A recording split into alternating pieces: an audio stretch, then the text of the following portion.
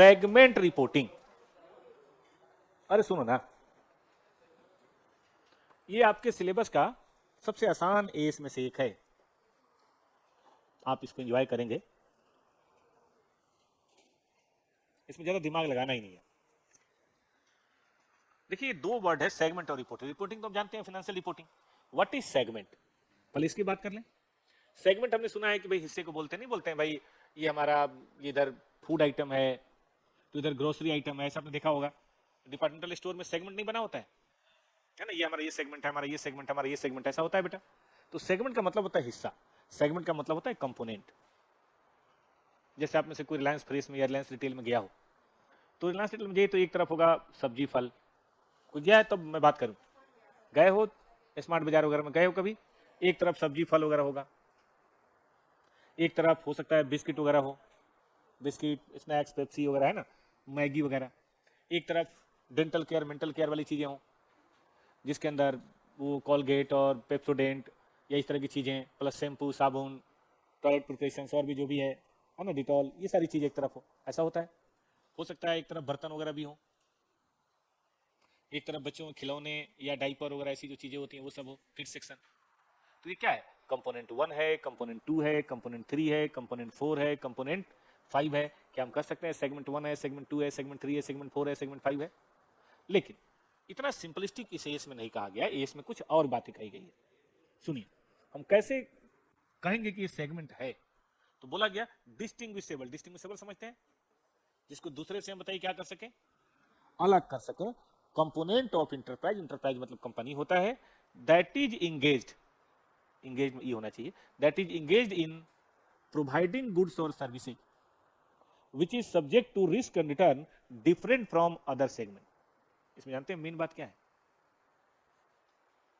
देखिए हर बिजनेस का एक अपना पिक्यूलियर नेचर होता है,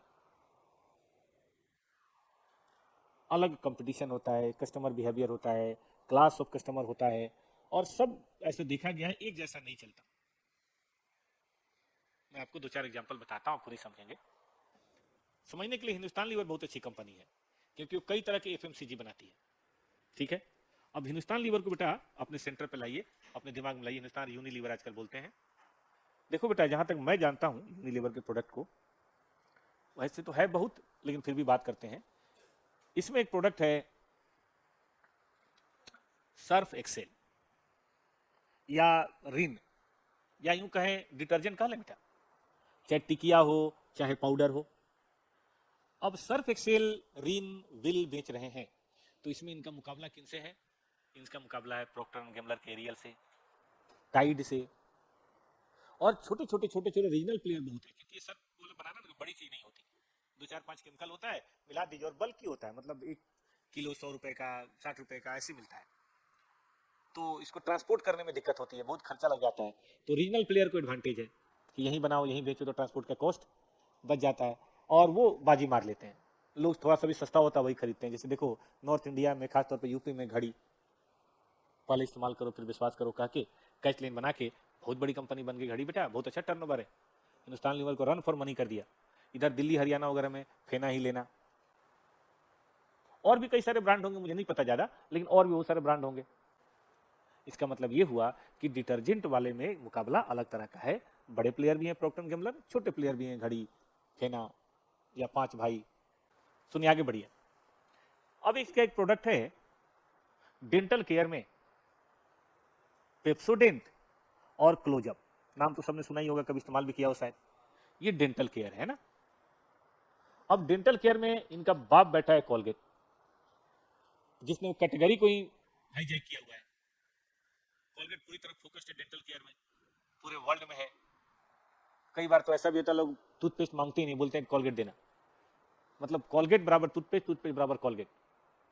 इसी बीच एक हमारे बाबा जी आए, ठीक है ना, बोला सब बेकार है, विदेशी कंपनियां जला दो, ये कर दो, स्वदेशी अपनाओ, ठीक है, तुम इस्तेमाल करो दंत कांति, और एकदम दांत चमकाते हुए आ जाते हैं टीवी पे।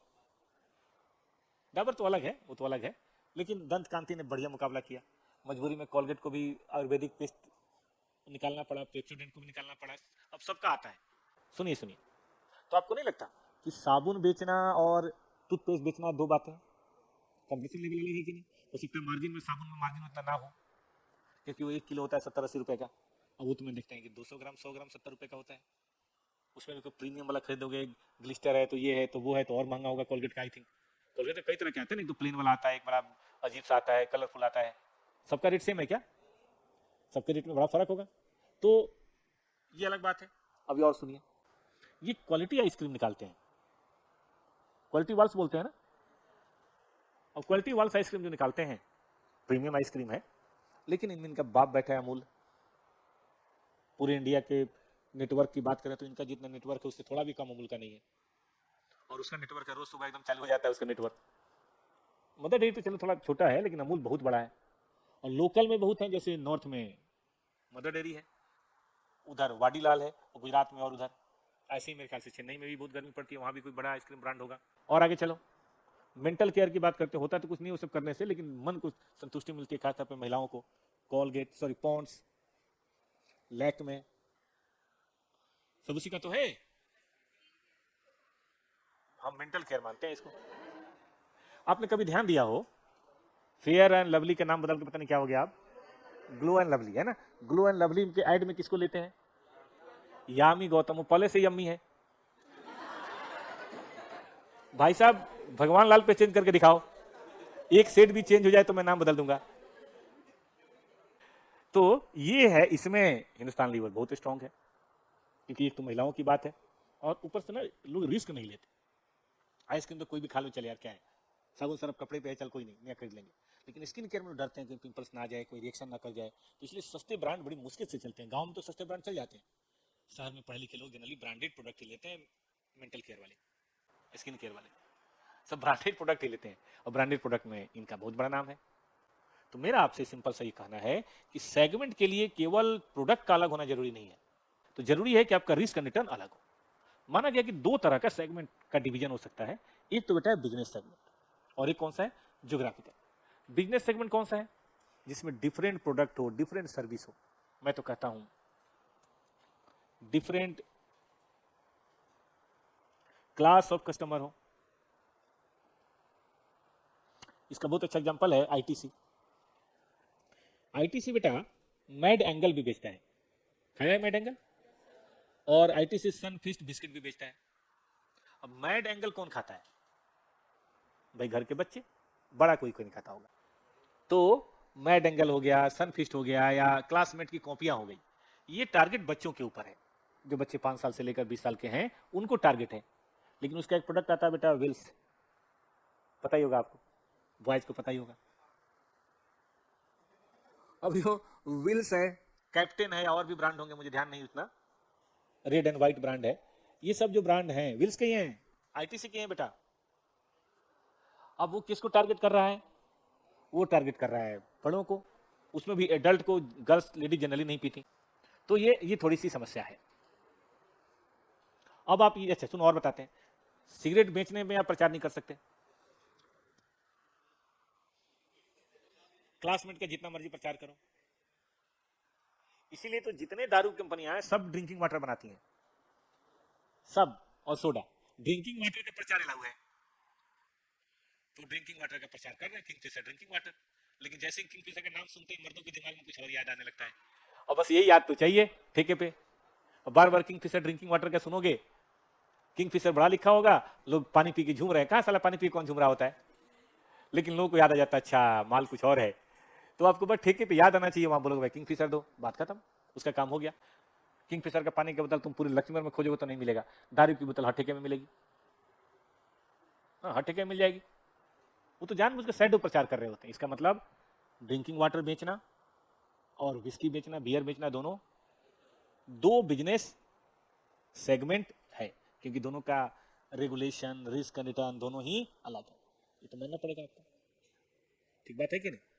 इसी तरह से ज्योग्राफिकल सेगमेंट में डिफरेंट एरिया ऑफ ऑपरेशन होता है। हो सकता है लीगल इन्वायरमेंट अलग हो सकता है इकोनॉमिक इन्वायरमेंट, समझते हैं बेटा, इकोनॉमिक इन्वायरमेंट अलग हो, पॉलिटिकल इन्वायरमेंट अलग हो। अब तुम एक बात बताओ, हिंदुस्तान लीवर तो सब जगह है, इंडिया में है हिंदुस्तान लीवर, नेपाल में है नेपाल लीवर, पाकिस्तान में है पाकिस्तान लीवर। तो आपको क्या लगता है कि पाकिस्तान के अंदर बिजनेस करना और इंडिया के अंदर बिजनेस करना इक्वल बात है? बेच हम वही रहे हैं, पेप्सोडेंट ही बेच रहे हैं, सर्फ एक्सेल ही बेच रहे हैं, लेकिन मुझे नहीं लगता। वहाँ पे इकोनॉमिक इन्वायरमेंट भी थोड़ा अलग है, हेवी इन्फ्लेशन है, लोगों की परचेजिंग पावर कम है। इंडिया में भी कम है, लेकिन एक तो पॉपुलेशन ज़्यादा है और ऊपर से कुछ इनकम अच्छी होती है लोगों की, तो परचेजिंग है, परचेजिंग पावर यहाँ है। तो मुझे नहीं लगता कि हिंदुस्तान लीवर के लिए पाकिस्तान में माल बेचना और इंडिया में माल बेचना एक बात है। किसी तरह से, मतलब देखो, किसी तरह से चीजें अलग होना, एरिया वाइज अलग हो तो उसको बोलेंगे ज्योग्राफिकल, और प्रोडक्ट वाइज अलग हो तो उसको बोलेंगे, जल्दी बताओ, जैसे कॉफी बेचना और सिगरेट बेचना, एग्जाम वाली कॉपी और सिगरेट बेचना, ये बिजनेस सेगमेंट है कि ज्योग्राफिकल है? ये बिजनेस सेगमेंट है। बैंकिंग का बिजनेस करना और फर्नीचर का बिजनेस करना, banking is highly regulated by RBI, furniture में ऐसा कुछ नहीं है, जहां मर्जी दुकान खोल दो, जब मर्जी बंद कर दो, ठीक बात है कि नहीं? तो बैंकिंग करना और फर्नीचर करना बिजनेस सेगमेंट की ज्योग्राफिकल, बोल नहीं रहा बच्चा, बिजनेस सेगमेंट, क्योंकि लीगलाइज है। लेकिन इंडिया में बिजनेस करना और नेपाल में बिजनेस करना ज्योग्राफिकल सेगमेंट है। पॉलिटिकल सिचुएशन बदल गई है, इंडिया और चाइना में करना, दोनों ग्रोइंग इकोनॉमी है, लेकिन चाइना काफी कंट्रोल्ड है, इंडिया थोड़ा खुला खुला है। इंडिया में करना, अमेरिका में करना, अमेरिका और ज्यादा खुला है, ठीक बात है कि नहीं? तो पहले सेगमेंट पहचान लोगे, सेगमेंट समझ रहे हो क्या है? डिफरेंट प्रोडक्ट और service, which differs in risk. आगे चलो, रिपोर्टेबल सेगमेंट, शुरू हो जाओ। Rule number 1, reportable segment, A segment should be reported only when, A segment should be reported only when, एक सेगमेंट को बेटा तभी रिपोर्ट करना है, तभी और तभी रिपोर्ट करना है जब वो नीचे लिखे हुए कुछ कंडीशन में से किसी भी एक को सेटिस्फाई कर ले। एक कंडीशन है 10% threshold, THRES, threshold criteria. क्या भाई 10% थ्रेश होल्ड क्या है? तो बेटा पहला है revenue from external and internal customer, दूसरा है 10% ऑफ टोटल एसेट, तीसरा है 10% ऑफ टोटल प्रॉफिट और loss whichever higher in absolute figure. पहले तीनों लिख लो, फिर हम आपको समझाएंगे। आगे चलें। देखो, एक्सटर्नल मतलब होता है दूसरों को बेचा, ध्यान दो, ये 4 सेगमेंट है, इन्होंने दूसरों को बेचा, दूसरों को बेचा, दूसरों को बेचा, दूसरों गैर को, उसको बोलते हैं एक्सटर्नल। अच्छा, ऐसा होता है इंटर डिपार्टमेंट ट्रांसफर, किसने पढ़ा? Inter process transfer. भाई अपने में ही तो ट्रांसफर कर सकते हैं, नहीं कर सकते? बोल नहीं रहा है कोई। इसको बोलते हैं इंटरनल, मतलब इंटर सेगमेंट ट्रांसफर। मान लो 600 करोड़ ये है, 200 करोड़ ये है, तो टोटल रेवेन्यू कितना हुआ? 800 करोड़। अब जिस भी सेगमेंट का रेवेन्यू 80 करोड़ या उससे ज्यादा है, 80 कैसे लिया मैंने? 80 करोड़ या उससे ज्यादा है, वो रिपोर्टेबल सेगमेंट है, उसको दिखाया जाएगा। जाहिर है मैक्सिमम 10 सेगमेंट आएंगे, चेक करके देखो।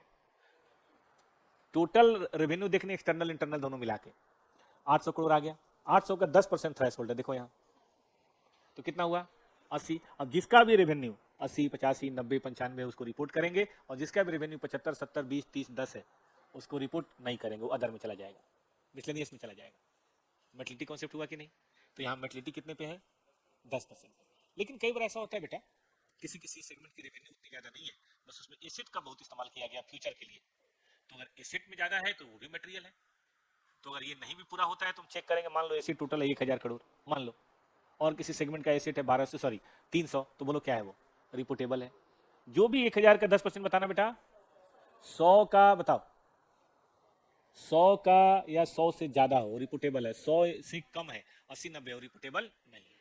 और इस तरह से प्रॉफिट कई बार ऐसा भी होता है कि ना तो उतनी सेल होती है, ना उतना एसेट होता है, लेकिन प्रॉफिट लॉस बहुत ज्यादा होता है। देखन में छोटन लगे, घाव करे गंभीर, मार्जिन कईयों का बहुत अच्छा होता है, ठीक बात है कि नहीं? तो फिर ऐसे सरकमस्टेंसेस में जानते हो, विल्स वगैरह का, विल्स वगैरह का आईटीसी जो कंपनी है, नोटबुक में कोई प्रॉफिट नहीं है, क्लासमेट वगैरह में, सनफिश बिस्किट में कोई प्रॉफिट नहीं है, फिर भी पता हो क्यों बेचते हैं?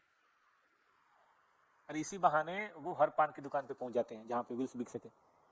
कमाई उनकी आज भी 70% विल्स की है, विल्स की या कैप्टन, मतलब समझ रहे, सुट्टे की है। और प्रॉफिट 80, 90, 100% सुट्टे की है, इसको तो लॉस में बेचते हैं वो, बस इसलिए कि हम इसी बहाने प्रचार कर सके, लोग नाम जान सके, हम एक्टिविटी में रहें। एक उन्होंने निकाला था विल्स कपड़ा, अगर आपको याद हो तो, विल्स वालों ने कपड़े का ब्रांड निकाला था, विल्स प्रीमियम ब्रांड था, लेकिन निकाला था काहे के लिए निकाला था? कि लोग जब जब कपड़े का प्रचार देखें तो उनको अपने सुट्टे की तलब आए और एक सुट्टा मार ले, हो गया हमारा काम। लेकिन बहुत लॉस हो रहा था इसलिए उस सेगमेंट को बंद कर दिया। बट ये सब चूंकि कॉमन सेगमेंट है, इसमें सेल अच्छा होता है, डिस्ट्रीब्यूशन नेटवर्क इनका बढ़िया होता है, इसलिए चलाते हैं। बट कमाई नहीं है उनका। सेगमेंट रिपोर्ट तुम देखना आईटीसी का, आज आईटीसी का सेगमेंट रिपोर्ट देखना, क्या बोलते हैं उसको, स्मोकिंग को क्या बोलेंगे? ओ यार, प्रोडक्ट को क्या बोलेंगे? धूम्रपान तो है, प्रोडक्ट को क्या बोलेंगे? सिगरेट्स, ये जो भी कहते हैं सिगरेट, ये कैटेगरी का नाम मुझे याद नहीं आ रहा। तो सिगरेट्स वगैरह में देखना ज्यादा कमाई होगी, और नोटबुक, सनफी, biscuit, pad angle, this angle, that angle, इसमें नो एंगल, इसमें कोई प्रॉफिट नहीं है, फिर भी वो रखते हैं। तो आज तक करना है, मान लो कंपनी का टोटल प्रॉफिट है 200 करोड़, तो 200 का 10% निकालना, 20 जिसका भी प्रॉफिट या जिसका भी लॉस है वो लेना, प्रॉफिट हो या लॉस हो। अच्छा, इसमें कॉन्सेप्ट है, कई बार कुछ सेगमेंट में प्रॉफिट होता है, कुछ सेगमेंट में लॉस होता है, तो बोला गया कि प्रॉफिट अलग जोड़ो, लॉस अलग जोड़ो, और जो ज्यादा हो उसका 10% लेना है। जैसे मान लो प्रॉफिट 300 है, लॉस 400 है, तो लॉस का लेना है, प्रॉफिट का नहीं लेना। लॉस 200 है तो प्रॉफिट का लेना है, लॉस का नहीं लेना, ठीक है ना? 10% सेगमेंट के लिए बस। तो याद रहेगा तीनों कि भैया 10% थ्रेशोल्ड है, रेवेन्यू का हो, एसेट का हो, या प्रॉफिट लॉस का हो, रिपोर्टेबल सेगमेंट है। आइए मैं आपको दिखाता हूं छोटा सा क्वेश्चन। अच्छा, ये एग्जाम में बैठे होते तो बताओ, होता तुमसे 5 नंबर, ये करके दिखाओ, हो कैसे गया? करो, रेवेन्यू बताओ, 10% कितना होगा? 100 होगा। 100 का करो भाई, 1 2 3, ये तो बात ही खत्म हो गई। पहले क्राइटेरिया के अनुसार 4, आ जाओ दूसरा, प्रॉफिट जोड़ना 125, लॉस नहीं, सब में बताना है, और दूसरे में 80 है ना? तो 80 और 125 में ज्यादा कौन है? 10% बताओ कौन कौन? 1 2 3, और 15 आएगा इसका, 1 2 3। तो हम बोलेंगे रेवेन्यू के अनुसार 4 हो, रिजल्ट के अनुसार 3, और एसेट के अनुसार 3। आंसर देखो तो यही लिखा हुआ है, प्लीज चेक द आंसर, पढ़ो। देखिए, कहता है कि कई बार 10% थ्रेशोल्ड में कुछ नहीं फंस रहा, लेकिन मैनेजमेंट का यह मानना है कि भविष्य इसी का है। एग्जाम्पल ध्यान सुनना, कोई बड़ी कंपनी है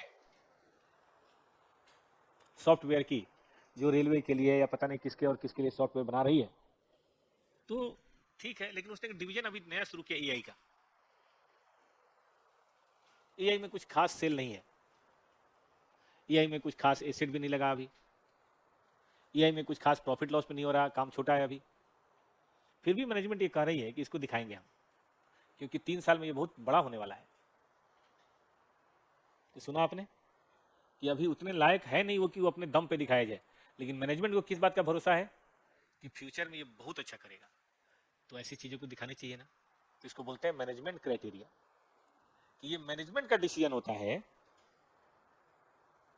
कि हम इसको दिखाएंगे कौन से बेसिस पे?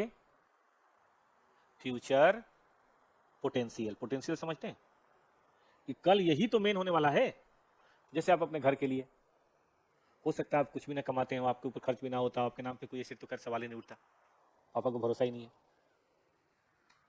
कितने लोग हैं जिनके नाम पे पापा ने कोई प्रॉपर्टी खरीदी है? Any one of you, girls या बॉयज? बिल्कुल सही किया, बच्चे गड़बड़ कर देते हैं, नहीं करना चाहिए ना। हाँ बिल्कुल सही, कभी भी कभी भी कभी भी तुमको ही बोल रहा हूं, कभी भी बच्चों के नाम पे प्रॉपर्टी नहीं लेना, उससे बच्चे बनेंगे, बिगड़ेंगे नहीं, अल्टीमेटली तो है उन्हीं का। लेकिन जो अपनी मेहनत से नहीं होता ना, उसकी लोग कदर नहीं करते। जब अपनी मेहनत से करो, जैसे बचपन में बच्चों को खिलौना मिलता है, 2-3 दिन खेलेंगे, जिन मूड बिगड़ा तो तक रख देते हैं, लेकिन जब अपने पैसे से खरीदें तो बात ही कुछ और होती है। इसीलिए कभी भी बच्चों के नाम से नेवर कोई प्रॉपर्टी नहीं लेनी चाहिए। अपने पापा को बता देना, पापा मेरे नाम से मत लेना, वो बोलेंगे मैं कौन सा ले रहा हूँ, इधर चलो।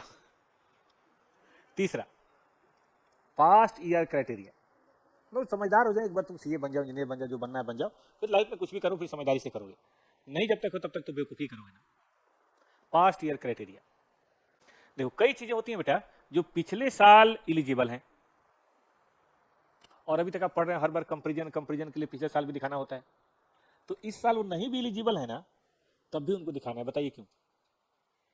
ताकि कंपेयर हो सके, अच्छा ये था, अब काम खराब हो रहा है। तो ये भी तो शेयर होल्डर के लिए जानकारी की चीज़ है। आप कहेंगे फिर तो सर एक बार जो सिलेक्ट हो गया कभी नहीं हटेगा। नहीं, आपने ध्यान से नहीं सुना। पिछले साल जो क्राइटेरिया के अंदर सेलेक्टेड हो, अगर इस साल वो इसलिए आ रहा है क्योंकि पिछले साल था, तो अगले साल अब नहीं आएगा। अगले साल तभी आएगा जब उसकी क्राइटेरिया फुलफिल हो। मतलब एक साल का लॉग है। जैसे आपने देखा होगा ब्यूटी कॉन्टेस्ट वगैरह जो होता है, उसमें जनरली नए ब्यूटी कॉन्टेस्ट को पुरानी जो होती हैं एक ठीक पहले वाली वो आके पहनाती है। इसका मतलब थोड़ा ना सारे ब्यूटी कॉन्टेस्ट वाले को बुलाते हैं वो। आज जो 30 साल 40 साल पहले तो उनको बुला लें तो बच्चे डर जाएं, तो उनको नहीं बुलाते। इमीडिएट जो होता है, मतलब जैसे 2025 का हो रहा है तो 24 वाले को बुला लें, और जनरली हम देखा वही ताज पहनाती है जनरली, मतलब जो क्राइटेरिया होता है। तो एक साल तक लागू। ठीक। तीसरा रेसिडुअल क्राइटेरिया। चलो सुनो, तो यहां क्या है रेसिडुअल, ध्यान सुनो। ये है सेगमेंट, रिपोर्टेबल सेगमेंट को सिलेक्ट हुए, लेकिन वो सिर्फ 70% हो रहे हैं, या सिर्फ 50% हो रहे हैं, या सिर्फ 65% हो रहे हैं। बाकी सब छोटे छोटे छोटे छोटे नहीं होता है, छोटे छोटे बहुत सारे सेगमेंट हैं जो बताने के लायक नहीं है। ये कहता है कि इतने सेगमेंट और सिलेक्ट कीजिए कि क्या हो जाए बेटा 75% तो हो ही जाए। भले उसके लिए 7% वाले, 8% वाले, 6% वाले सिलेक्ट करने पड़े, लेकिन करेंगे। किसने एबीसी कॉस्टिंग पढ़ा है? मटेरियल में था एक टॉपिक एबीसी, तो उसमें था कि 70% क्राइटेरिया तक पहुंचना। याद है किसी को? तो पहले बड़े लेते थे, फिर उसे छोटे, फिर, लेकिन तब तक लेते रहते थे जब तक कि 70 के आसपास अप्रॉक्स ना आ जाए। याद आया किसी को? तो यहाँ 70 नहीं, यहाँ कौन सा है 75। 75 के आसपास पहुंचना है, आसपास नहीं पहुंचना है। जैसे मान लो 65 हो गया और सब छोटे छोटे हैं, तो उसी में से 9% वाला एक ले लो, एक 8% वाला ले लो, हो जाएगा 75। ठीक है, इसको बोलते हैं रेसिडुअल। ठीक है, तो बताओ कितने क्राइटेरिया हुए? 4। कौन कौन सा? 10% थ्रेश होल्ड, उसमें 3 है। और बताओ मैनेजमेंट, फिर पास्ट ईयर, और फिर रेसिडुअल क्राइटेरिया। लास्ट में अनएलोकेटेड या मिसलेनियस जिसको बोलते हैं ना, ये रिपोर्टेबल नहीं होता। जो बच गया उसको कहां दिखाना है? जैसे आपने देखा होगा कि इनकम इनकम इनकम, लास्ट में अदर इनकम, जो कुछ नहीं है, जैसे है ना सैलरी या पीजीबीपी, कैपिटल गेन या हाउस प्रॉपर्टी। फिर भी अगर इनकम बच गई तो, इनकम बच गई तो कहां जाएगा? Other sources, other sources. अब भाई नंबर 2, डिफिनीशन ऑफ टर्म्स। देखिए कुछ टर्म्स की बात की गई है। हम जब रिपोर्टेबल सेगमेंट की बात करेंगे और रिपोर्टिंग की बात करेंगे, तो कुछ ऐसे टर्म्स हैं जिनको डिफाइन करना इंस्टीट्यूट ने सही समझा, वरना कंफ्यूजन होगा। पहला टर्म बेटा है इसमें कौन सा? Enterprise revenue. इंटरप्राइज मतलब कंपनी, समझते हो? कंपनी के रेवेन्यू को सिर्फ एक्सटर्नल कस्टमर की सेल मानी जाएगी। इंटरप्राइज रेवेन्यू में कभी भी इंटरनल की सेल शामिल नहीं की जाएगी। ठीक है, फॉर एग्जांपल ए और बी 2 सेगमेंट है, एक्सटर्नल सेल है 500 और 400, टोटल है 900। इंटर सेगमेंट सेल है 100 और 50, 150, टोटल है 600 और 450, और इधर है 1050। बताइए इसमें इंटरप्राइज रेवेन्यू कितनी है? How much is the enterprise revenue? मतलब कंपनी की सेल कितनी मानी जाएगी, 900 या 1050? 900। क्यों? क्योंकि डिफिनीशन कहता है एक्सटर्नल को लेना है, इंटरनल को ध्यान नहीं देना। याद रहेगा? चलो सेगमेंट रिजल्ट किसको बोलेंगे, सॉरी सेगमेंट रेवेन्यू किसको बोलेंगे? सेगमेंट रेवेन्यू में एक्सटर्नल सेल होगा। अब एक्सटर्नल सेल आपका डायरेक्टली भी हो सकता है, या कई बार होता है 2 सेगमेंट मिलकर कोई कॉन्ट्रैक्ट पूरा करते हैं तो उसका एक हिस्सा होगा। और सेल टू अदर सेगमेंट मतलब इंटर सेगमेंट। तो सेगमेंट रेवेन्यू में दोनों शामिल है भाई साहब, लेकिन इंटरप्राइज रेवेन्यू में केवल एक्सटर्नल शामिल है। चलिए, लेकिन याद रखिए इसमें नहीं शामिल होगा क्या? एक्स्ट्राऑर्डिनरी आइटम, क्योंकि एक्स्ट्राऑर्डिनरी कभी होता है कभी नहीं होता। और इंटरेस्ट डिविडेंड की इनकम नहीं शामिल होगी, प्रॉफिट ऑन इन्वेस्टमेंट नहीं शामिल होगा, जब तक कि आपका नेचर फाइनेंशियल बिजनेस ना हो। मतलब काम ये लोन देना लेना इन्वेस्टमेंट करना तो बात अलग है, अदरवाइज फाइनेंशियल याद है किसी को? इन्वेस्टमेंट इनकम, इन्वेस्टिंग एक्टिविटी, वो ऑपरेटिंग थोड़ा होती है, तो वो यहाँ पे शामिल नहीं होगी। हमें तो ऑपरेटिंग लेना है। सेगमेंट रेवेन्यू का मतलब है आपकी अपनी आमदनी, चाहे डायरेक्ट हो या इनडायरेक्ट हो, और जो आपने जो एक्सटर्नल को भेजा हो, प्लस जो आपने किसी सेगमेंट को बेचा हो, ठीक है ना, वो सब इसके अंदर शामिल किया जाएगा। ठीक है बेटा जी। सेगमेंट एक्सपेंस, सेगमेंट एक्सपेंस का मतलब है कि डायरेक्टली आपका एक्सपेंस या इकट्ठा हुआ हो जिसमें आपका एक हिस्सा हो, वो एक्सपेंस आपको लेना है, लेकिन नहीं लेना है एक्स्ट्राऑर्डिनरी आइटम का लॉस।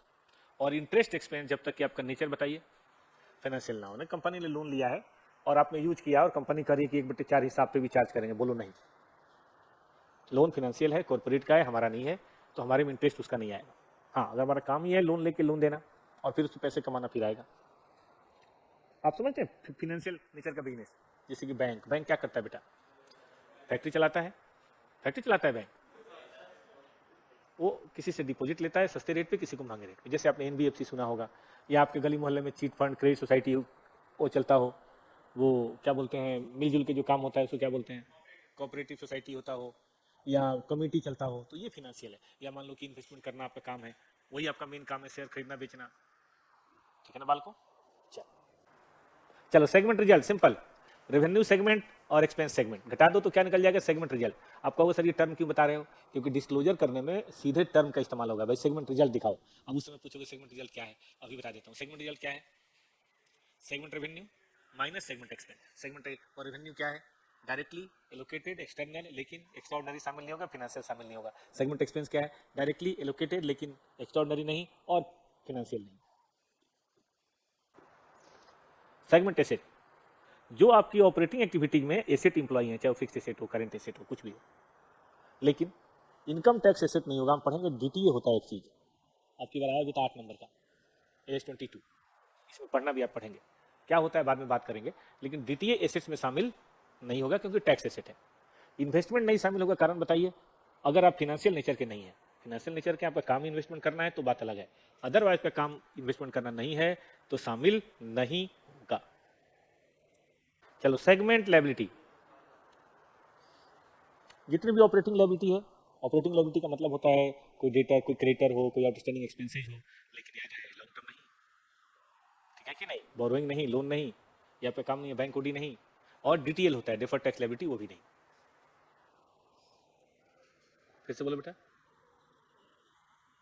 तो डीटीएल मतलब डिफर्ड टैक्स एसेट और डीटीएल मतलब डिफर्ड टैक्स लायबिलिटी। पढ़ेंगे हम लोग, चिंता ना करें बेटा, बहुत प्यार से पढ़ेंगे हम लोग। AS22, अब तो इस महीने में सारे एज के राज खुल जाएंगे आपके सामने, चाहे 22 हो, 18 हो, 19 हो, डेली एक एक कार्यक्रम तो होता रहेगा। कहने का मतलब है सेगमेंट एसेट लायबिलिटी में बिजनेस को चलाने के लिए जो एसेट जरूरी होते हैं, पीपी, इन्वेंट्री, रिसीवेबल, थोड़ा कैश इन हैंड, थोड़ा क्रेडिटर, बिजनेस को चलाने के लिए, वो मैंने लेना है। जैसे टॉपर्स को चलाने के लिए क्या क्या जरूरी है, फिक्स एसेट जरूरी है, फर्नीचर जरूरी है, कंप्यूटर जरूरी है, प्रोजेक्टर जरूरी है, थोड़ा असाइनमेंट भी होना चाहिए, थोड़ा स्टॉक होना चाहिए ताकि जब जरूरत हो दे सके, थोड़ा बहुत उधारी भी होगी, थोड़ा कैश होगा, थोड़ा बिजली का बिल बाकी होगा, तो हाँ बोलो। अरे फाइनेंशियल सेगमेंट है ना, तो ये सब चीजें जरूरी है। लेकिन टॉपर्स ने मान लो कोई इन्वेस्टमेंट कर रखा है, वो जरूरी थोड़ी है, टॉपर्स ने लोन ले रखा है, वो जरूरी थोड़ी है, तो इन्वेस्टमेंट एसेट में नहीं आएगा और लोन यहाँ नहीं आएगा, क्योंकि हमारा काम लोन देना लेना तो है नहीं, हमारा काम है कोचिंग कराना, भोला भाला सा छोटा सा काम है हम लोगों का, सुबह सुबह आना है और बढ़िया से बच्चों को पढ़ाना है, जलेबी खिलानी और घर चले जाना। ये पढ़ो। अब रूल 3 ध्यान दो, रूल 3 है,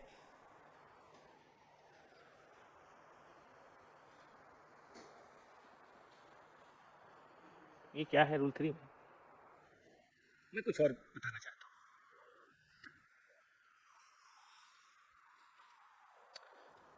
ये है रूल्स फॉर प्रेजेंटेशन, कि प्रेजेंटेशन कैसे करेंगे। देखिए अगर आपका एक बिजनेस है कई जगहों पे, तो आप ज्योग्राफिकल सेगमेंट को मेन मानेंगे और उसी हिसाब से करेंगे। जैसे मैगडी ले दे के 10-5 तरह का बर्गर बनाता होगा, चलो 20 तरह का मान लेते हैं, और वही बेचता है इंडिया में भी, पाकिस्तान में भी, हाँ नेपाल में भी, बैंकॉक में भी, किडनी में भी, सिडनी में भी, और वैंकूवर में भी, अफ्रीका में भी, इंग्लैंड में भी। इसका मतलब उसका प्रोडक्ट तो ज्यादा नहीं है ना, मेन नहीं है, उसका मेन क्या है, प्लेस, कौन सी प्लेस पे। अब दिल्ली में चलता होगा तो मैक आलू, मैक गोभी, लेकिन वही अमेरिका में चलता होगा तो सुबह के समय नाम ही ले लेना चाहिए, बीफ चलता होगा, तो अमेरिका में वो सोसाइटी एक्सेप्ट करती है, हमारे अगर एक भी खुल जाए तो बजरंग दल वाले कल ही सारा मैगडी बंद करा दे। यहाँ तो किसी जैन साहब को चिकन वाला भी गलती से दे दे तो जैन साहब 2-4 करोड़ का कंपनसेशन ले लें। तो इसमें मेन क्या है, प्लेस मेन है या बिजनेस मेन है? प्लेस, क्योंकि बिजनेस तो एक ही है, उसकी क्या रिपोर्टिंग करनी है। और सुनो, एक ही प्लेस पे कई काम कर रहे हो तो उसको क्या नाम देंगे? Business segment. जैसे टॉपर्स लक्ष्मीनगर में काम करता है, लेकिन हम लोग 4 चीजें पढ़ाते हैं। हमारा बिजनेस सेगमेंट क्या है? सीए है, सीए से सीए में के बहुत बच्चे होते हैं अपने यहाँ, बल्कि लक्ष्मीनगर में सबसे ज्यादा बच्चे होते हैं, शायद दिल्ली में है। बंद तो नहीं कि लॉकडाउन में दिमाग खराब हो गया था तो सब बंद कर दिया था, उसमें तो सीए भी बंद कर दिया था। लॉकडाउन में मन नहीं करता था ना कुछ भी, हमारा दोस्त मर गया था तो बड़ा एक अजीब से साइकोलॉजिकल प्रॉब्लम नहीं होती है, वही हो गई थी, कुछ करने का मन ही नहीं करता था। फिर मैं फिल्म बनाने चला गया, फिर मैं बैंकॉक में जाके बैठ गया, मतलब अजीब अजीब सी बातें होने लगी लाइफ में। हाँ, जब सब कुछ क्या करें, आ रही नहीं बेकार की बात। फिर जब सब कुछ हो गया तो हुआ कि सब माया है, और माया के चक्कर में नहीं रहना चाहिए। बच्चों के बीच में जो सुख है वो कहीं नहीं है। फिर मैं आके फिर से वापस अपने मठ में, ठीक है कि नहीं, अपने आश्रम में आके फिर बैठ गया। अब इसी में सबसे ज्यादा बच्चे होते हैं, इसमें कहीं कोई प्रॉब्लम होती नहीं है। 11th में सबसे ज्यादा बच्चे अपने होते हैं, 2-2 बैच चलता है 11th का, 2-2 बैच चलता है क्या बोलते हैं 12th का। कॉमर्स ही पढ़ाते हैं और कुछ नहीं पढ़ाते, साइंस में नहीं। तो ये क्या है बेटा? Business segment. जगह लक्ष्मीनगर, बिजनेस कई, ओके। लेकिन मान लो जगह भी कई और बिजनेस भी कई हो, लिख लिया ना सबने? तो depending upon dominant source of nature of risk and return हम प्राइमरी और सेकेंडरी सेगमेंट डिसाइड करेंगे। प्राइमरी मतलब जिसको ज्यादा बताना है, सेकेंडरी मतलब जिसको कम बताना है। Depending upon the dominant source of nature of risk and return primary and secondary segment is decided.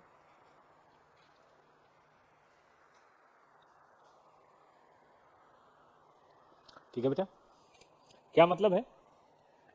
अगर प्रोडक्ट और सर्विस में मेन आपका रिस्क है, यानी कि वो डिफरेंशिएट है, प्लेस उतना इंपॉर्टेंट नहीं है, तो प्राइमरी सेगमेंट मतलब जिसकी ज्यादा रिपोर्टिंग उसका नाम क्या है? Business segment. और जिसकी कम रिपोर्टिंग उसका नाम क्या है? ज्योग्राफिकल। मतलब बिजनेस के बारे में ज्यादा बताएंगे, मेन नहीं तो प्राइमरी। शादी में दूल्हा मेन होता है, लेकिन दूल्हे के जो साथ वाले होते हैं वो भी मेन है, बट उनकी स्वागत थोड़ा कम होता है। दूल्हे के एकदम भाई हट जाओ हट जाओ हट जाओ यार, हट जाओ, आने दो इसको, चले। लोकेशन अगर मेन हो, मतलब कौन सी जगह पे आप बिजनेस कर रहे हैं, जैसे मैगडी, मैगडी देखो नेपाल में बिजनेस कर रहा है, भूटान में कर रहा है, इंडिया में कर रहा है, पाकिस्तान में कर रहा है, गाजिया में कर रहा है, इजराइल में कर रहा है। अब इजराइल वालों ने लड़ाई करी, मैगडी ने सिपाहियों को थोड़ा फ्री बांट दिया, पता ही होगा आपको, सिपाहियों को फ्री बर्गर बांट दिया। अब उसके बाद पंगा शुरू हो गया, ऐसे कैसे तुमने इजराइल वालों को फ्री बर्गर बांट दिया, बंद करो पाकिस्तान में मारामारी शुरू हो गई। जो फुकरे होते हैं ना थाली, उन सालों को तो बहाना चाहिए, धर्म के नाम पे बहाना चाहिए बवाल काटने का। कुछ करेंगे नहीं, किसी और को करने नहीं देंगे। लोकेशन, तो अब ज्योग्राफिकल सेगमेंट के बारे में ज्यादा बताएंगे, बिजनेस सेगमेंट के बारे में कम। और सुनो, अगर दोनों से आपका रिस्क है, डोमिनेंट सोर्स है, मतलब दोनों से आपका बिजनेस डिस्टर्ब होता है, तो बिजनेस को प्राथमिकता देनी है और ज्योग्राफी को साइड में रखना है। और दोनों में से किसी से नहीं है, बात बराबर है, तो किसी को दिखा दो, हमें कोई आपत्ति नहीं है, किसी को दिखा दो, आई डोंट केयर। लिख लिए बेटा जी। अब मैं आपसे कह रहा था प्राइमरी प्राइमरी प्राइमरी, प्राइमरी का मतलब क्या होता है? मुख्य, मेन, मेन बोलते हैं ना बेटा प्राइमरी। तो प्राइमरी में जो मुख्य होता है उसकी थोड़ी ज्यादा बातचीत की जाती है, और सेकेंडरी साइड रोल। चलो भाई, मेन लीड और साइड रोल में कुछ तो फर्क होता है, मेन लीड अलग होता है और साइड रोल अलग होता है। तो प्राइमरी में बेटा 7 डिस्क्लोजर करना है, बस एज खत्म हो गया। 7 बातें आपको बतानी है, और मजे की बात बताएं, एज 17 का डिस्क्लोजर बैलेंस शीट पीएल में नहीं होता, जानते हो कहाँ होता है? एज 17 का डिस्क्लोजर हमेशा नोट्स टू अकाउंट में होता है। हम अभी आपको वी मार्ट का दिखाएंगे, पहले देख लीजिए तब दिखाएंगे। मतलब एक स्टेटमेंट बना देते हैं, जो सेगमेंट रेवेन्यू है वो दिखानी है, एक्सटर्नल और इंटरनल दोनों। सेगमेंट रेवेन्यू तो दोनों होता है, आपको पता ही। सेगमेंट रिजल्ट, सेगमेंट रिजल्ट समझते हो, ये पढ़ा था ना, revenue minus expense. Segment asset, गौर से देखो, ना पीएल बनाना है ना बैलेंस शीट बनाना है, बस चीजों के बारे में बताना है कि भाई हमारा ये रिजल्ट है ए सेगमेंट का, ये रिजल्ट है बी सेगमेंट का, ये रिजल्ट है सी सेगमेंट का। सेगमेंट लायबिलिटी, तो याद रखेगा 4 चीजें, बोलो तो कौन कौन सा? Segment revenue, segment result, segment asset, segment liability. और ये क्या होता है पीछे हमने पढ़ा था, इसीलिए तो हमने पीछे डिफाइन किया था, याद आया? फिर उसके बाद जो आपने फिक्स्ड एसेट परचेज किया है सेगमेंट में, वो बताना है कि भाई फलाने सेगमेंट में मैंने फिक्स्ड एसेट परचेज किया है। फिक्स्ड एसेट परचेज किया है इसका मतलब सेगमेंट को बढ़ाने का इरादा है, तभी तो परचेज किया होगा। सही कि गलत बेटा? जिस सेगमेंट को बढ़ाने का इरादा होता है उसी की तो बात करते हैं। हाँ, सब नोट्स टू अकाउंट बताता हूँ, कैसे दिखाएंगे बताता हूँ। बैलेंस शीट में काहे को ना, बैलेंस शीट में कुछ आएगा ना पीएल में ना कैश फ्लो में, कहीं कुछ नहीं दिखाना है, कुछ नहीं। जैसा आपको मैंने शेड्यूल 3 पढ़ाया बिल्कुल टिके रहो उस पर। शेड्यूल 3 पढ़ाते समय मैंने सेगमेंट की बात भी की, वहां ना सेगमेंट है, वहां ना रिलेटेड पार्टी है, वहां कुछ नहीं है, ये सब अलग से। इसीलिए तो नोट्स आजकल इंपॉर्टेंट हो गया है कि चीजों को अच्छी तरह से समझने के लिए balance sheet, cash flow, PL तो देखना ही है, लेकिन उसके साथ साथ बेटा जी नोट्स टू अकाउंट भी पढ़ना है, और वो भी फाइनेंशियल स्टेटमेंट का पार्ट है। इधर आओ, डिप्रिसिएशन और अमोर्टाइजेशन, ठीक है, यानी कि नॉन कैश। और डिप्सन अमोर्टाइजेशन के अलावा भी अगर कोई राइटिंग ऑफ है तो वो भी, वैसे तो कम ही होता है, लेकिन अगर कोई एसेट वगैरह इंपेयरमेंट वगैरह हुआ है तो वो दिखा देना। तो दो हिस्सों में बांट दो। पहले वाला तो सबको समझ में आ रहा होगा, revenue, result, asset, liability, segment wise. लेकिन बाद में 3 है, फिक्स्ड एसेट का परचेज, डिप्सन अमोर्टाइजेशन, और कोई और चीज राइट ऑफ किया हो तो। ऐसा कब करना है? Primary, segment. सेकेंडरी के बारे में थोड़ी सी बातें बता देनी है। देखिए उसमें क्या है, सेगमेंट रिजल्ट बता दो, सेगमेंट एसेट बता दो, और कैपिटल एक्सपेंडिचर बता दो, बस ये 3 चीजें करनी है। उसके बारे में रिक्वायरमेंट कम है, ये क्या लिखना है छोड़ो ना, ये मत लिखो। आपने देखा उधर 7 चीज बतानी, इधर 3, ठीक है। आपने देखा होगा जो दुल्हा होता है या दुल्हन, शादी के दिन उसको अलग से एक टेबल लगाते हैं, किसने देखा है? थोड़ा देर से ही, रात के 10-11 बजे के बाद ही, जब सब लोग खा लेते हैं, उसके पहले तो फोटो सेशन चल रहा होता है, उसको अलग से एक टेबल लगाते हैं, और जो भी आपका कैटरर होता है स्पेशल 2 वेटर को वहाँ खड़ा करता है, 3 वेटर को, और अलग से एकदम बढ़िया थाली में उसके लिए सब कुछ बढ़िया प्लेट में सब कुछ लाया जाता है स्पेशल। और बारातियों को क्या बोलते हैं? जाओ भाई उधर चल लो, ठीक है कि नहीं? तो बारातियों को उधर खड़े खड़े निपटा देते हैं, और दुल्हा दुल्हन को, या हो सकता है माता पिता जो है, उनको स्पेशल बैठ के अलग से खिलाते हैं। तो प्राइमरी सेगमेंट का मतलब दुल्हा दुल्हन, और सेकेंडरी सेगमेंट का मतलब बाराती, उनको उधर लगा दी, चल भाई चल चल उधर। 3 चीजें दिखाई जाएंगी, कौन कौन सी? सेगमेंट रेवेन्यू, रिजल्ट नहीं, लायबिलिटी नहीं, सेगमेंट एसेट, और capital asset purchase during the year, fixed PPE purchase during the year, कर सकते हैं। बस यही था A17। कुछ क्वेश्चन हो जाए? आ जाओ। न्यूमेरिकल किस टाइप का आएगा बेटा? यही न्यूमेरिकल आएगा। बताओ भाई कितने रिपोर्टेबल सेगमेंट हैं? अगर आपको याद हो तो उसके लिए हमें इंटरनल एक्सटर्नल दोनों को जोड़ना होता है, याद है? दोनों जोड़िए तो ये यहां जोड़ लेते हैं टोटल। बेटा दोनों जोड़ो, 16,500, नेक्स्ट 11,250, और आगे और आगे और आगे और आगे, बेटा सब जोड़ दो दोनों। 45, 400, 750। 45, 750 का 10% बताओ, क्योंकि आपको पता है हमें दोनों मिला के चाहिए। 10% कितना होगा? 45, 75। क्या ये रिपोर्टेबल है? क्या ये रिपोर्टेबल है? ये नहीं है। क्या ये रिपोर्टेबल है? क्या ये रिपोर्टेबल है? तो O और Q को छोड़ के बाकी सब रिपोर्टेबल है। ये था 10% थ्रेशोल्ड ऑफ रेवेन्यू। अब चलो रेवेन्यू के बाद बेटा कौन सा आता है? Profit loss. आ जाओ प्रॉफिट लॉस देखते हैं, जिसके लिए लॉस को बेटा अलग रखो और प्रॉफिट के लिए अलग रखो। प्रॉफिट कितना आ रहा है? 6,000 प्रॉफिट है, 10% बताओ।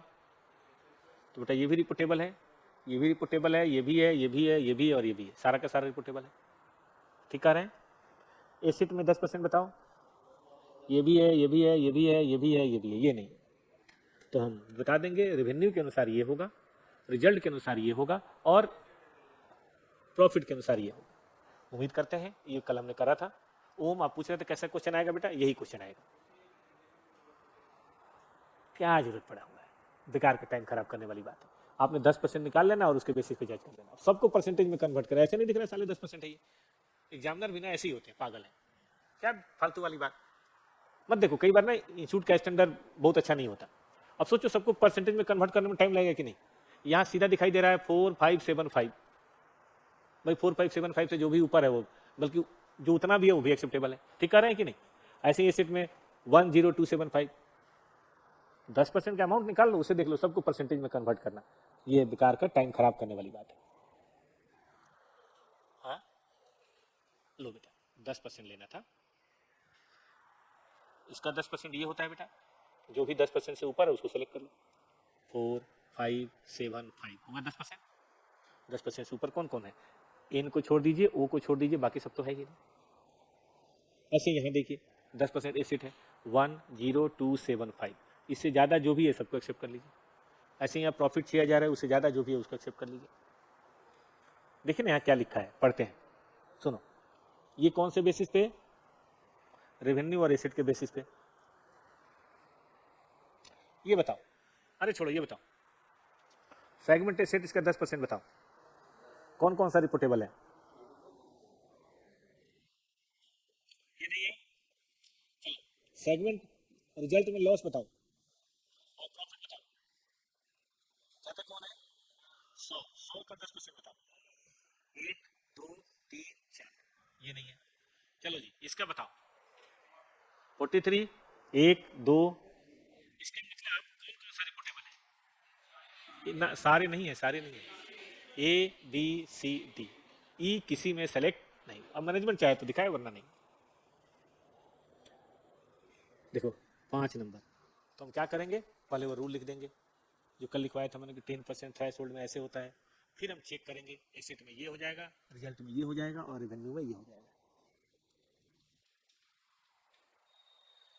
अरे यार सारे वही क्वेश्चन है, देख रहे हो, कर पाओगे। एज पर रेवेन्यू और एसेट दो ही बताना है। अभी देखते हैं, देखो तो एसेट का पहले बता देता हूँ, 10% ही होगा ना, बताओ कौन कौन सा, 1 2 फिर 2 ही होगा। अब इस दोनों को पहले जोड़ना होता है, याद है बच्चों को, बताओ टोटल बताना कोई, दोनों जोड़ के बताओ बेटा। 16,100, 14,100, 1,600, 1,500, और ये बताओ बेटा जी इसका 10% कितना होता है, 18,500, इसका 10% कितना होता है, ये सेलेक्ट ये सेलेक्ट ये सेलेक्ट, ये तो नहीं सेलेक्ट है, तो हम कहेंगे रेवेन्यू के बेसिस पे 3 कम है, तो ये भी नहीं। रेवेन्यू के बेसिस पे वो भी नहीं होगा। अभी क्या कर रहा है, वो होगा कि नहीं, वो भी नहीं होगा। 14,100 होगा, तो रेवेन्यू के बेसिस पे सिर्फ एक है फैन, और एसेट के बेसिस पे फैन और लाइट, दो। हाउ मेनी रिपोर्टेबल सेगमेंट, तो हमने कर लिया 3, ये तो बोर हो गए। अब जरा सेगमेंट रिजल्ट की बात करते हैं। याद है सेगमेंट रिजल्ट में क्या क्या लेते थे, सेगमेंट रेवेन्यू में ये भी आएगा, और इंटरप्राइज को एलोकेट करना है, करो तो एलोकेट भाई इसको, प्लीज एलोकेट। 50 40 20, ये भी आएगा, ये भी आएगा, ये भी आएगा। तो एक बार हम यहां तक पहले जोड़ लेंगे, और उसमें से इसे भी घटाया जाएगा, याद है बच्चों को, और 77 को इस रेशियो में बांटना है। बताओ तो कितना कितना, 35,000, 28,000 और 40, इसे भी घटाया जाएगा, क्योंकि हमने पढ़ा था सेगमेंट एक्सपेंस में डायरेक्ट भी लेना है और एलोकेटेड भी लेना है, याद है बच्चों को। अदर सेगमेंट के साथ किया तो भाई खर्चे तो उसमें भी होंगे, सब घटा के कोई बताएगा सेगमेंट रिजल्ट। एक काम कीजिए बेटा जी, आप ना 1 2 जोड़िए तो जरा कैलकुलेटर उठाइए, 1 2 3 4 जोड़ लीजिए, कितना रहा टोटल, 1 घटाइए, 2 घटाइए, 3 घटाइए, 4 घटाइए, घटाते रहिए, 2,44,000। ऐसे ही दूसरे में करिए तो जरा, ये क्वेश्चन मार्क कर लीजिएगा, ये अभी तक नहीं आया है, इसके मई में चांसेस हैं। जो नहीं पूछा है थोड़ा उसको भी करके जाना चाहिए।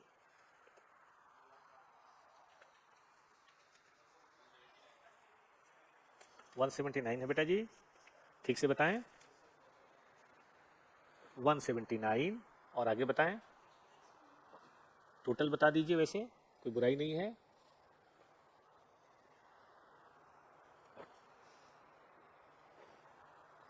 टोटल बताने के लिए आपको ये एक्सपेंसेस लिखने पड़ेंगे जो भी लिखे हुए नहीं है। नीचे वाले से मुझे बटी भी तो कर ही दो, अब करिए कितना आ रहा है, देखो तो आंसर कैसा दिया हुआ बेटा, चेक करो तो आंसर कैसे दिया हुआ है।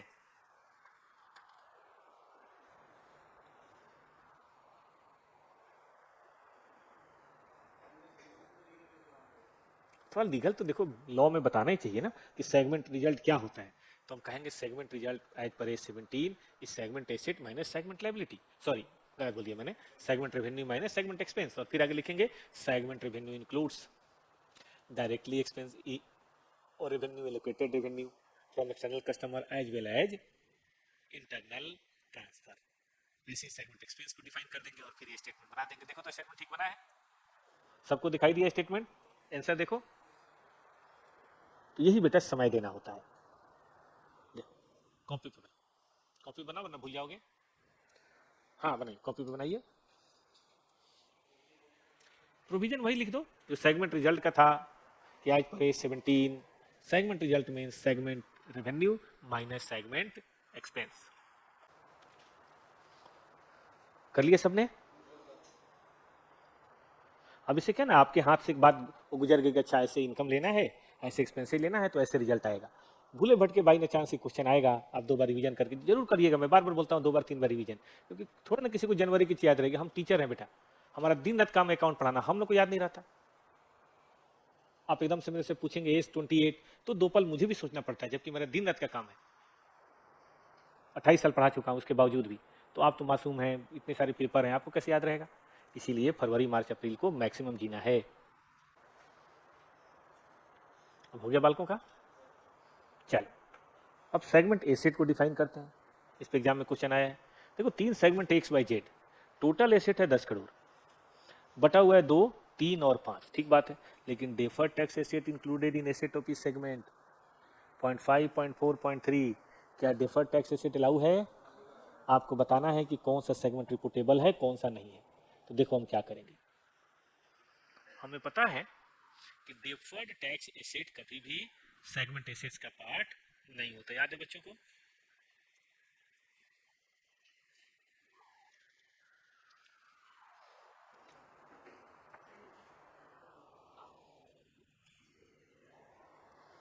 दो, 3, 5 और 10, लेकिन डीटीए तो अलाउ है नहीं, तो बेटा डीटीए हटा दें।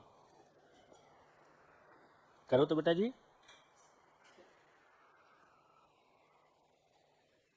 कितना हुआ? 1.2 ना हुआ मुन्ना? तो बताओ तो क्या आया segment asset as per AS 17? आपने ध्यान नहीं दिया, हम लीगली पढ़ रहे हैं अकाउंटिंग। फाउंडेशन की अकाउंटिंग थी अकाउंटिंग प्रिंसिपल्स के बेसिस पे, इंटर की अकाउंटिंग है अकाउंटिंग स्टैंडर्ड्स के बेसिस पे, जिसमें लॉ में डिस्क्लोजर की बारीकियां दी हुई है। ये अकाउंटिंग प्रिंसिपल थोड़े ना है, तो डिस्क्लोजर प्रिंसिपल्स हैं। इनका फाउंडेशन 11-12 में क्या काम?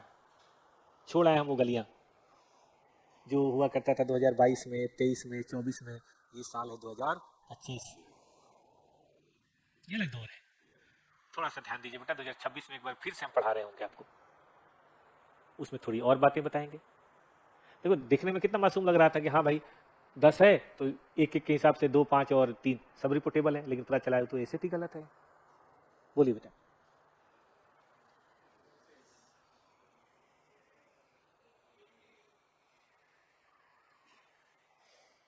परसेंटेज में कन्वर्ट कर लो अगर चाहो तो, वैसे ना करो तो भी हो जाएगा। जो भी 88 लाख से ऊपर हो सब रिपोर्टेबल है, बट फिर भी कर लो। सोचो मैं क्या कह रहा हूँ, मैं ये कह रहा हूँ बेटा कि 1.5 डिवाइडेड बाई 8.1 कर लो ना। और आगे, और आगे बेटा सब मिला के 100% तो होगा ही, 5 कर देते हैं 100% हो जाएगा।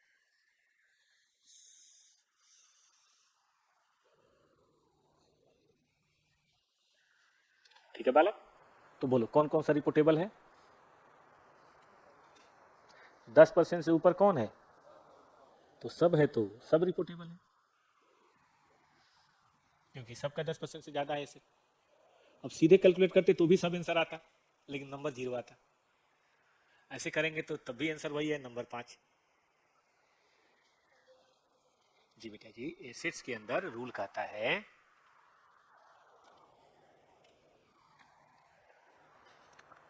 सेगमेंट एसेट में सब लेना है लेकिन द्वितीय नहीं लेना। एक्सक्लूड का मतलब होता है नहीं लेना है, ठीक है। तो हमें जो दे रखा है वो सबको शामिल करके दे रखा है, तो हम जो शामिल नहीं हमें लेना है हटा देंगे। मान लीजिए अब खाना खा रहे हैं और उसमें थोड़ा सा कंकड़ आ गया, हमें कंकड़ तो नहीं खाना, अब खा लेते हैं आप, तो कंकड़ निकाल के हटा देंगे, फिर खा लेंगे। अरे भाई डीटीए नहीं लेना है, एसिड तो दे रखा है क्वेश्चन में।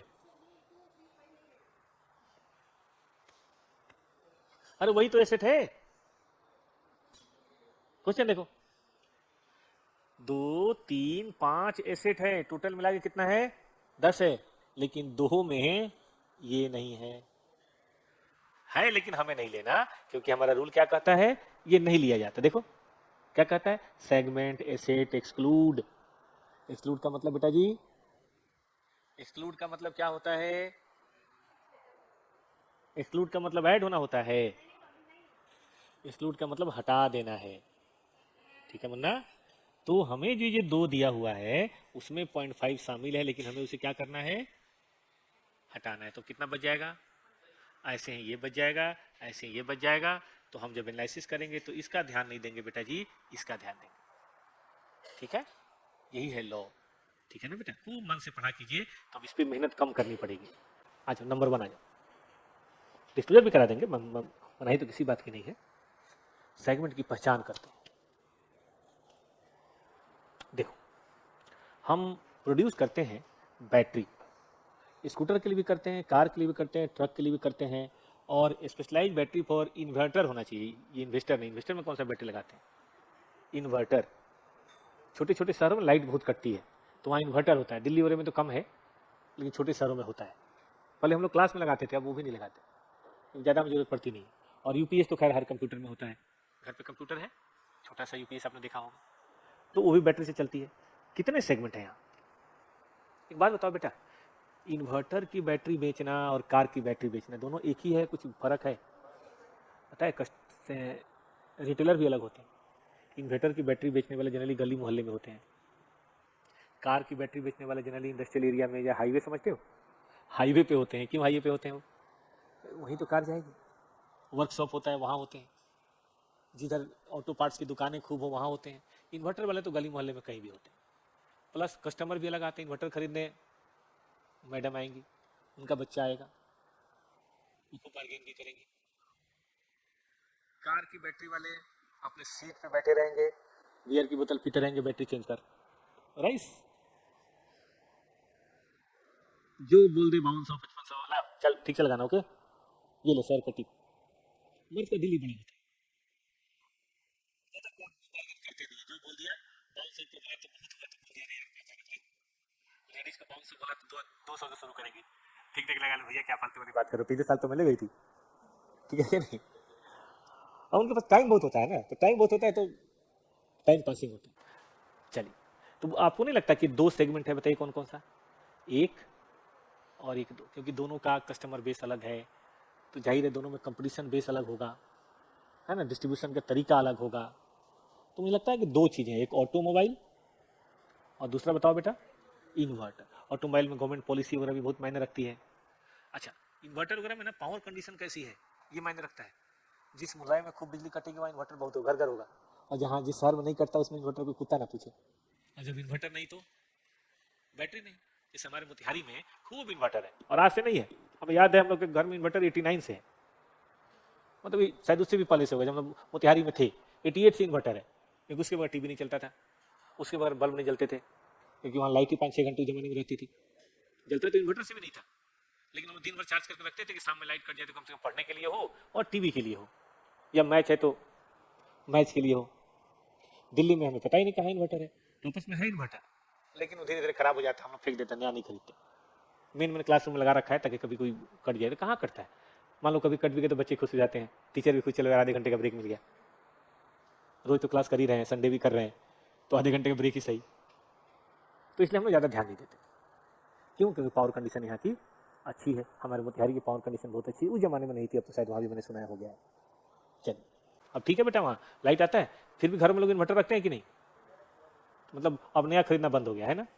चलिए तो हम कह सकते हैं दो सेगमेंट है, कौन कौन से? ऑटोमोबाइल और इन्वर्टर। ठीक है, मोतिहारी में कहाँ से हो बेटा? गौरिया, तुरकौलिया, हाँ तुरकौलिया उधर अरेराज रोड में, वही ना?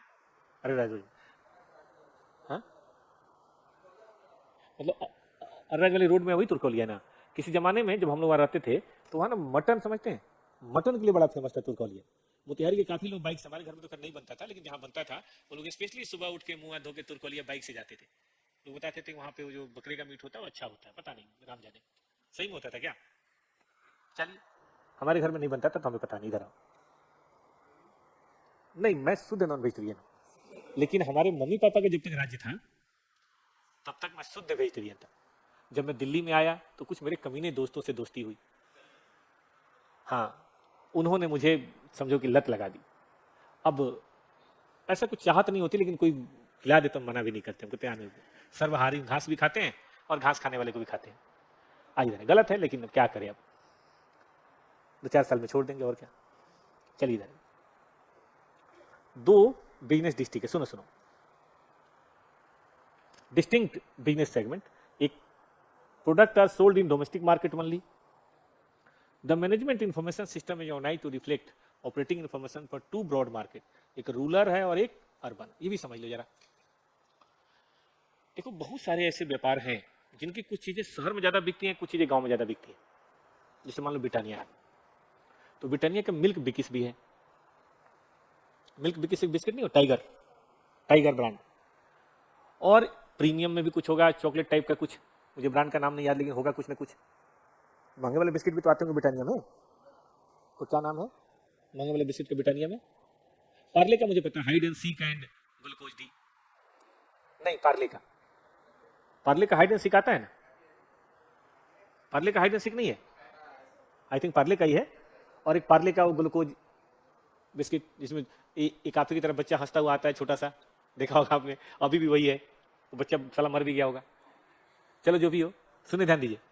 तो जो पार्ले जी है ना, पार्ले जी, वो ब्रांड गांव में खूब चलता है, थोड़ा सस्ता है, मास लेवल का मार्केट है। हम ये नहीं कहते हाइड एंड सीक गांव में नहीं बिकता है, लेकिन कम बिकता है। ग्लूकोज डी या ग्लूकोज सी जो भी है वो ज़्यादा बिकता है, और हाइड एंड सीक बड़े शहरों में बिकता है, क्योंकि हाइड एंड सीक का प्राइस ज़्यादा होगा, हम जहाँ तक समझते हैं, और पार्ले जी का प्राइस कम होगा। सुनो और बताते हैं, क्या सुनो। एक कंपनी है आदित्य बिरला फैशन, तो आदित्य बिरला फैशन ना 2 ब्रांड बनाता है, एक का नाम है लुई फिलिप और एक का ब्रांड है पीटर इंग्लैंड। अब लुई फिलिप्स वगैरह जनरली जो ऑफिशियल होते हैं कॉर्पोरेट में, जो बढ़िया पोस्ट पे होते हैं, जैसे अरविंद दुबे, इस तरह के लोग खरीदते हैं, क्योंकि उसका शर्ट आता है 3,000 कम से कम, और आगे 4,000, 5,000, 6,000, 7,000 तक होता है। उसका टी शर्ट भी आता है कम से कम 3,000 का। तो जो महीने का 1 लाख 2 लाख कमाए वही तो खरीद पाएगा ना बेटा ऐसे टी शर्ट। तो उन्होंने कम दाम का ब्रांड बनाया जिसका नाम था पीटर इंग्लैंड, नाम तो सबने सुना ही होगा। उसमें क्या, उसमें 800 रुपए से शर्ट मिल जाती है। तो अब जो कस्मों की मार्केट है, जैसे हम अपने मोतिहारी शहर की बात करते हैं, घोड़ासान है, चिरैया है, ढाका है, तो वहाँ लुई फिलिप नहीं बिकेगा। हम ये नहीं कहते वहाँ के लोग नहीं है, लेकिन उनको खरीदना है ना तो मोतिहारी जाके खरीदेंगे, हमारे भैया है, तो खूब पाते हैं, पैसा कमाते हैं, अच्छा हो। तो पता है कहाँ खरीदते हैं वो? दिल्ली जब आते हैं ना तो अपने काम के सिलसिले में, तो एक दिन कनॉट प्ले जाते हैं, और 2 घंटे में जो उनको अपने घर के लिए शॉपिंग करनी हो, ब्रांड वाले वो खरीद के चले जाते हैं। मोतिहारी में नहीं खरीदते, क्योंकि मोतिहारी में उतना नहीं मिलेगा। और चिरैया में चले जाइए, थोड़ा और कस्बों में चले जाइए, जैसे गाजियाबाद है, गाजियाबाद के बगल में मसूरी है, तो मसूरी में सब कुछ थोड़ा मिल जाएगा, वहाँ मिलेगा पीटर इंग्लैंड। ये बात आदित्य बिरला फैशन समझता है, तो उसने सबके लिए माल बना दिया। हमें क्या है यार, हम तो ये भी बेचेंगे, वो भी बेचेंगे। अभी मैगडी को देखो ना, आलू टिक्की भी बनाता है, सस्ते वाले चिकन बर्गर भी बनाता है, और महंगे वाले भी बनाता है। क्यों? क्योंकि सस्ते वाले जो होते हैं वो स्कूल के बच्चे आते हैं, कंट्रीब्यूशन करके कैसे भी करके 50-50, 60-60 रुपए जोड़ के मैगडी चलते हैं। और मोटे ताजे सीए, इंजीनियर, डॉक्टर भी आते हैं, वो मोटे ताजे वाले बर्गर लेते हैं, 200 रुपए वाले। महाराजा बर्गर थोड़े और बड़े वाले, डबल डेकर, ट्रिपल डेकर वाले बर्गर, डबल चीज बर्गर, तो जानबूझ के बनाया जाता है बेटा। तो इनका भी 2 सेगमेंट है, कौन कौन सा?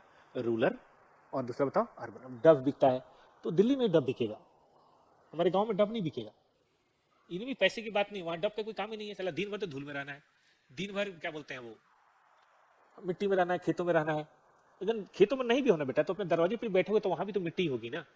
बहुत हुआ तो घर में प्लास्टर होगा, दरवाजे पे थोड़ा किसी का प्लास्टर होगा। गांव में इतना रही, मैंने गांव में तो नहीं देखा किसी को, मुखिया जी के यहाँ भी नहीं होता। वो भी जहाँ चौकी पे बैठते हैं, कुर्सी पे बैठते हैं, वहां पे बहुत हुआ तो ईंटा का सोलिंग होता है, बहुत होगा तो ईंटे का सोलिंग होगा। तो जो मुखिया ने ये फट कर रहा है, जो साल वो साल का 2-3 करोड़ कमा लेता है, तो किसान कहाँ से करेंगे। तो कहने का मतलब है डब नहीं बिकेगा हमारे गाँव में, और बिकेगा भी तो असर नहीं करेगा। मैंने परसों ही बताया था आपको, वो उन लोगों पे कोई असर नहीं करेगा। वो तो जो एसी में बैठे बैठे कुमला से गए हैं, वो थोड़ा और रगड़ लेंगे, थोड़े और चमक जाएंगे, थोड़ा सेल्फी डाल देंगे, उन गर्ल्स के लिए है वो। ठीक है कि नहीं, वो आम आदमी के लिए, मर्दों के लिए तो बना ही नहीं है। और जो दिन भर धूप में यहाँ वहाँ मगजमारी कर रहा हो, क्या डर लगाएगा उसको। तो जो लक्स मिला, डिटॉल मिला, रगड़ो और भाग लो, और नहीं वो तो री नहीं लगाओ, क्या दिक्कत है। चलो यार, तो बिसाइड द टू सेगमेंट हमने एक ज्योग्राफिकल सेगमेंट आइडेंटिफाई किया है। क्या ज्योग्राफिकल सेगमेंट एक ही कंट्री में हो सकता है, ये कंट्री बदलना जरूरी है। हमने पढ़ा था ज्योग्राफिकल सेगमेंट केवल पॉलिटिकल चेंज नहीं है, इकोनॉमिकल चेंज भी है। हमने कहा था ना, सुपौल का मार्केट और दिल्ली का मार्केट, मैगडी के लिए 2 मार्केट है। मधुबनी का मार्केट और दिल्ली का मार्केट, मैगडी के लिए, पिज्जा हट के लिए 2 मार्केट है। वहां भी पिज्जा हट बिकेगा, लेकिन वहां ज्यादा 150-200 रुपए वाले बिकेंगे, सस्ते वाले पिज्जा। दिल्ली में मोटे ताजे आते हैं, 800 रुपए, 1000 रुपए का पिज्जा खरीद लेते हैं। 600 का तो कम से कम मिलता ही, आपने देखा होगा। थोड़ा बड़ा पिज्जा है 600 रुपए। लेकिन यहाँ पे देखो, जो महीने का 2 लाख कमा रहा है उसके लिए बहुत फर्क नहीं, हस्बैंड भी कमा रहा है, वाइफ भी कमा रहा है, वाइफ की बॉयफ्रेंड भी कमा रहा है, सब कमा रहे हैं, ठीक है कि नहीं। तो यहाँ क्या ही दिक्कत है, समझते हो। हस्बैंड गर्लफ्रेंड भी कमा रही है, वो भी 1 लाख कमा रही है, हाँ सब कमा रहे हैं। तो यहाँ पे क्या ही फर्क पड़ता है 800 रुपए 1000 रुपए के पिज्जा से, एवरीवन इज हैप्पी। चलो आगे, तो हम कह सकते हैं कि हाँ भाई, बिल्कुल हो सकता है, कहीं कोई दिक्कत नहीं है। इकोनॉमिक परिस्थिति अगर सिग्निफिकेंटली बदल जाए तो एक कंट्री के अंदर भी हो सकता है ना, सिंगल कंट्री के अंदर भी 2 या 2 से ज्यादा हो सकता है, ऐसी कोई दिक्कत की बात नहीं है। इस साल इसका आंसर बहुत बड़ा लिख दिया। 3.1 ठीक है, कर लिया था। अब चलो लास्ट पॉइंट जो एग्जाम के लिए नहीं है। एक बच्चा थक गया, बोला कि सर क्लास कब तक चलेगी। बेटा प्रभु इच्छा तक। जागरण समझते हो, जागरण कब तक चलता है, जब तक भक्त है।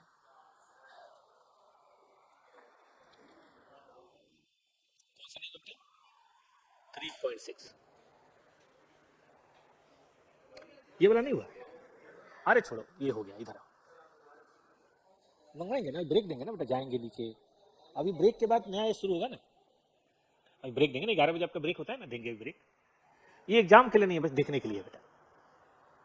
10-15 मिनट का ब्रेक देंगे और फिर उसके बाद चालू करेंगे। क्लास नहीं करेंगे, नया नहीं चालू करेंगे, तब पढ़ते रहो बेटा, पढ़ते रहो। 2 बजे तो मुझे भी जाना है, कॉफी पीने जाऊंगा ना। इधर देखो, सेगमेंट रिपोर्टिंग हमें बनानी है, प्रिपेयर करो। देखो हमारे पास 3 डिवीजन है, फॉर्जिंग, फर्जिंग शॉप ये हेड है, ठीक है। अब वो ब्राइट बार को भी बेचता है, डोमेस्टिक सेल भी करता है, एक्सपोर्ट सेल भी करता है। तो ये एक्सटर्नल हो गया, ये इंटरनल हो गया, टोटल मिला के 10,800 ब्राइट बार डिवीजन फिटिंग को भी बेचता है और एक्सटर्नल सेल करता है रवांडा। अफ्रीका में एक कंट्री है, युगांडा, रवांडा, अजीब से नाम होते हैं, ठीक है कि नहीं। चलिए आइए, इधर आओ। फिटिंग डिवीजन भी है जो मालदीव्स को बेचता है। अब थोड़ा बहुत यहाँ भी दे रखा है कि भाई देखो ये प्री ऑपरेटिंग रिजल्ट भी है, वहाँ से तो रेवेन्यू मिल जाएगा, यहाँ से रिजल्ट है, यहाँ पे अब एसेट्स वगैरह है, करंट एसेट्स है, लॉन्ग टर्म लायबिलिटी है, वो सब हमें रिपोर्ट बनाना है। कैसा बनता है रिपोर्ट देख लो, डिवीजन लेंगे, सेगमेंट और रेवेन्यू के अंदर आपको पता है डोमेस्टिक एक्सपोर्ट मिला के एक्सटर्नल हो गया, इंटरनल सब लेते हैं बेटा, ठीक है। तो इस तरह से सब कर लिया। रिजल्ट बड़े आराम से हमें दिखा देना है जो हमें दिया हुआ है क्वेश्चन में। ऑपरेटिंग रिजल्ट यहां आपने बता दिया, उसके बाद जो एसेट्स है वो दिखा दीजिए, और एसेट में फिक्स एसेट और करंट एसेट्स दोनों आएंगी, एसेट में दोनों आएगा ना भाई, और जो लायबिलिटीज है वो दिखा दीजिए, काम खत्म। बाकी बहुत सारी चीजें आलतू फालतू लिख दिए, उसकी जरूरत नहीं है। तो एग्जाम में कभी क्वेश्चन नहीं आएगा, इस बात की गारंटी है। केवल डिस्क्लोजर प्रेजेंटेशन के लिए समझ लीजिए कैसे होता है। बाकी मैं आज ना 1-2 कंपनियों का सेगमेंट रिपोर्टिंग भेजूंगा, ग्रुप है ना, उसमें देख लीजिए। तो बेटा जी हम लोग अभी हो रहा है 4, 15 मिनट का ब्रेक लेते हैं और हम लोग 11:20 पे फिर मिलते हैं, ठीक है ना। पढ़ेंगे हम 11:20 पे, और हम लोग पढ़ेंगे 12 बजे 12:15 तक पढ़ेंगे एक नया एस जिसका नाम होगा एस 18, ठीक है बालक।